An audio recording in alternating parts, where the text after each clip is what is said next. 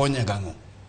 Japiny ma sama owueni samoro koro ridho dumbe moro mane ochiek kata doya alot ne moro kowinjo nyakalondo mar Ramogi kama entiere, kata ene ndiche moro komuono ode moro olango ode, kata kama entiere ka ene gari kata ene matatu, openjore ni to pek mar ngima nikech sama ne jogi dhi e retreat ni kata mane jatend piny dhi e retreat kancha ne ng'iyo thoth oboke gi ute mag fwambo, ncha wacho ni gidhi bedo piny mondo ming'i kaka inyalo duok pek mar ngima piny. Mamano e gima ne jofwambo mang'eny kata ute mag fwambo ncha ne omiyo pek ahinya.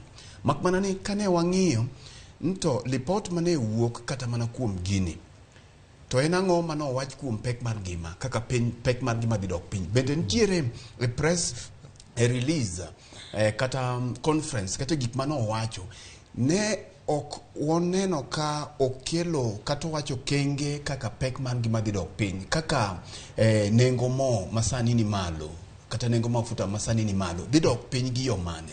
Wang'eyo ni nyithindo dhi yaw skul thuolo ma ok ng'eny ne wigi adek mabiro sani. Mae pod ok wawinjo ni to kenge magi moketi ma samoro jonyuol nyalo yudo godo yueyo kata nyalo yudo godo yot. Koro miyo magi ka pod ok wang'iyo weche mag sa, rito sa to ber. Mak mana ni rito sa ni onego bed ni kelo pesa ofuku japiny. Rito sa ber nikech magi kaka organizations kata kaka en owuon oloso ode kata opedho ode mondo mi ochan chenro magi kaka jogi tiyo.